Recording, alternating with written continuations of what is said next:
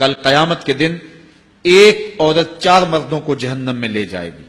عرض کیا گیا وہ کیسے؟ فرمایا ایک عورت کو حکم ہوگا جہنم کا تو وہ عرض کرے گی مالک میرے باپ کو بلایا جائے۔ باپ کو بلایا جائے گا، یا اللہ یہ میرا باپ ہے، میں اس کی بیٹی، میری تربیت کا جوہر اس کے ہاتھ میں تھا، آج جن بدکاریوں اور گناہوں کے سبب جہنم میں جا رہی ہوں اس کا ذمہ دار یہ ہے۔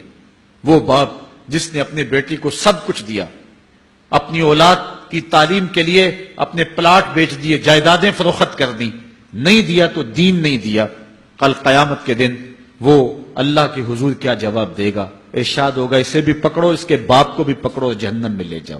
عرض کرے گی نہیں مالک میرے بھائی کو بلایا جائے۔ بھائی کو بلایا جائے گا، مالک یہ میرا بھائی ہے، میں اس کی غیرت تھی، میں جن راہوں پہ چل کر کے تیرے عتاب اور تیرے قہر و غضب کی حقدار بنی اس کا ذمہ دار یہ ہے، اگر یہ مجھے روکتا، اپنی آبرو کی حفاظت کرتا، اپنی ناموس کا پہرا دیتا تو میں ان راستوں کی مسافر کیسے بنتی؟ میری خرابی کا ذمہ دار یہ ہے۔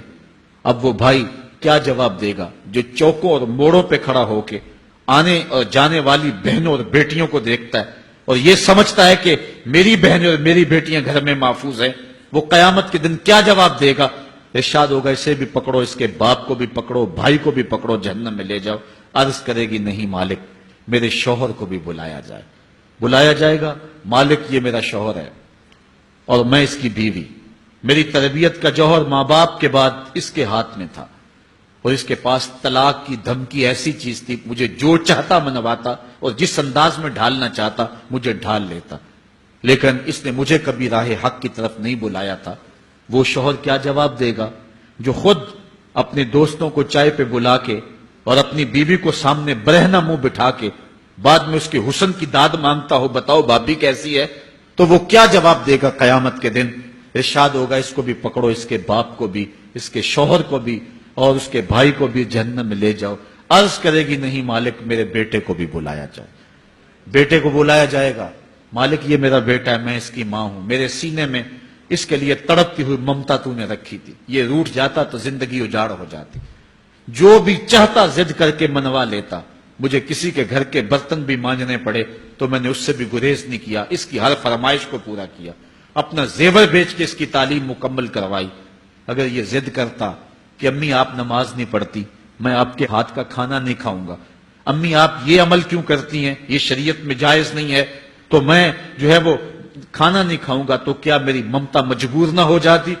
اس نے ساری زندگی کیا مجھے اس کے بارے میں کوئی کہا تھا، نیکی کی طرف بلایا تھا، بدی سے روکا تھا؟ جس بیٹے نے اپنی ماں سے ہر ضد پوری کروائی ہو تو اس نے صرف دین کے بارے میں کوئی ضد نہیں کی ہے، تو وہ کل قیامت کے دن کیا جواب ہوگا؟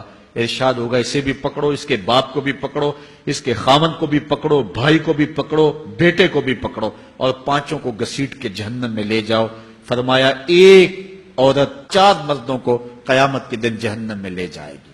اس لیے میں اور آپ آج دیکھ لیں کہ ہمارا آخرت کا معاملہ کیا ہونے والا ہے اور ہم نے اس دنیا کے اندر کس طرح اپنی حفاظت کرنی۔